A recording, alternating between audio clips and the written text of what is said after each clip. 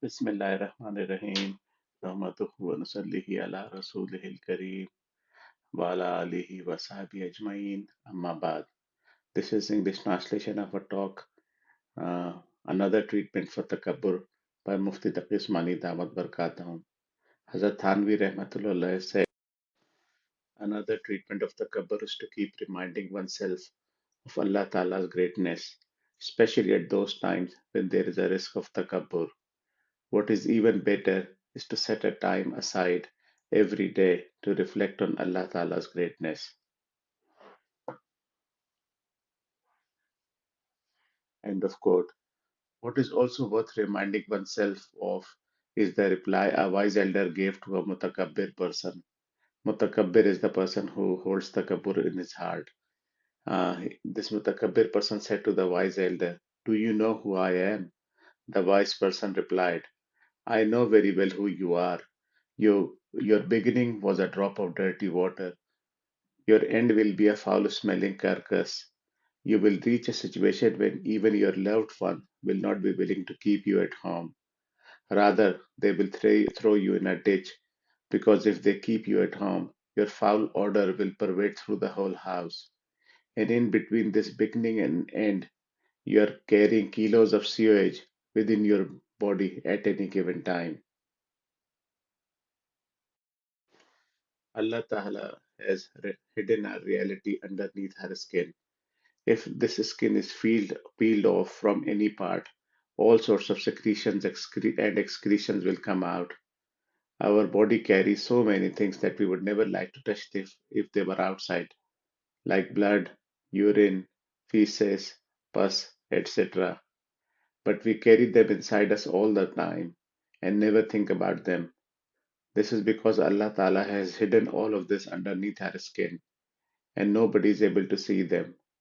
Hazrat Thanvi Rahmatullah says that whenever you feel proud of yourself, just remind yourself how your life began, how it will end, and what sort of dirty things you are carrying inside your body, under the cover of your body, all the time.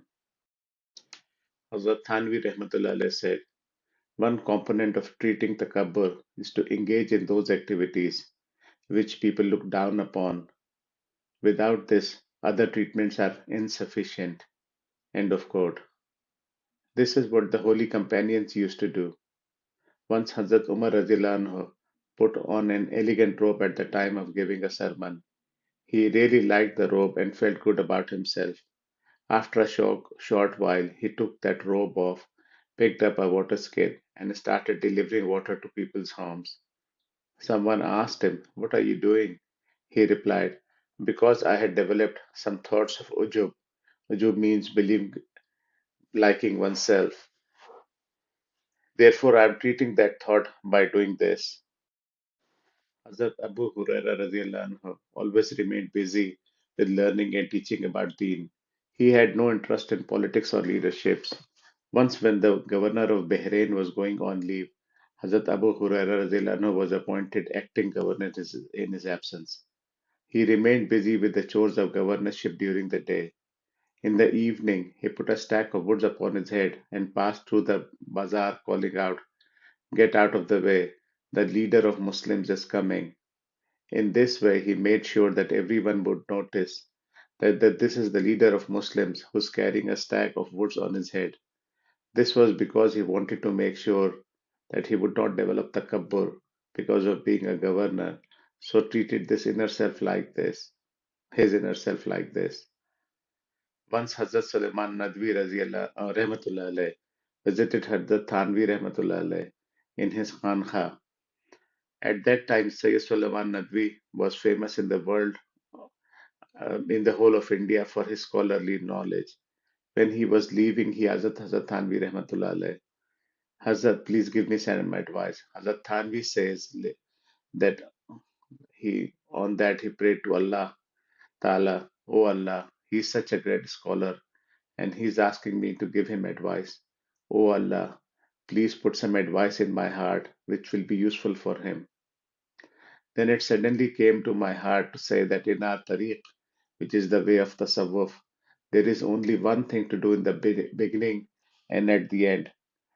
that is to crush one's ego. Hazrat Sayyid Sahab says that when Hazrat Thanvi Rahmatullah Alayhi was saying it, it affected my heart so much that I started crying. Dr. Abdullahi Rahmatullah Alayhi used to say that after that day, Sayyid Salman Nadwi Rahmatullah Alayhi crushed his ego in a way that there were very few examples when such a great scholar crushed his ego like this. One day, Dr. Abdullahi Rahmatullah Alayhi saw him sitting outside Hazrat Thanvi's spiritual gathering and putting the attendees' shoes in order. When he said in this tariq that sometimes a person has to do demeaning tasks, tasks which debase him, he should not do these demeaning tasks following his own opinion. If a person keeps thinking of his own opinion and is always correct and always follows it, that habit alone can lead to takabbur, which is arrogance and grandiosity. He should do these tasks only if and when advised by his mentor, his sheikh. If his sheikh tells him to do it, then he should do it. If not, then he shouldn't. A person had read in some book that one way of getting rid of takabbur is to put other people's shoes in order. He came to one of my father, that is Hazrat Mufti Muhammad Shafi Rahmatullah Alayhi's session, and started putting everyone's shoes in a line. My revered father told him not to do it. Afterwards, he explained that this person's thinking was such that if he started putting people's shoes in order, his takabbur would have increased further, believing that he had developed so much tawazu, that is humility, that he even put everybody's shoes in order. That is what the Thanvi says that a person should traverse this path only under the guidance of a mentor. Hazrat Thanvi Rahmatullah Alayhi said, feeling proud of what one has been blessed is kibr, that is grandiosity, while believing it to be a blessing from Allah Ta'ala and remembering that one wasn't truly deserving of that blessing and it was only Allah Ta'ala's mercy that He blessed us with it is shukr. End of quote.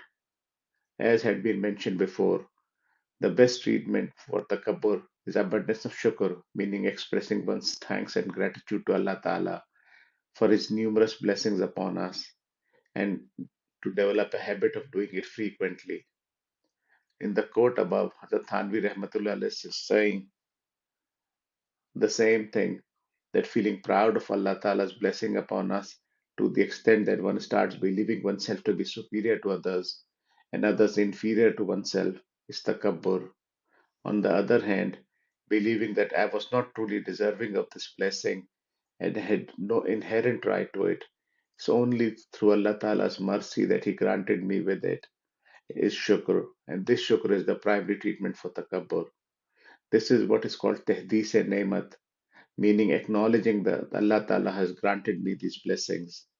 This is not takabbur, it is an act of worship, while boasting about one's virtues as if one has attained them through his own efforts alone is takabbur and is a great sin.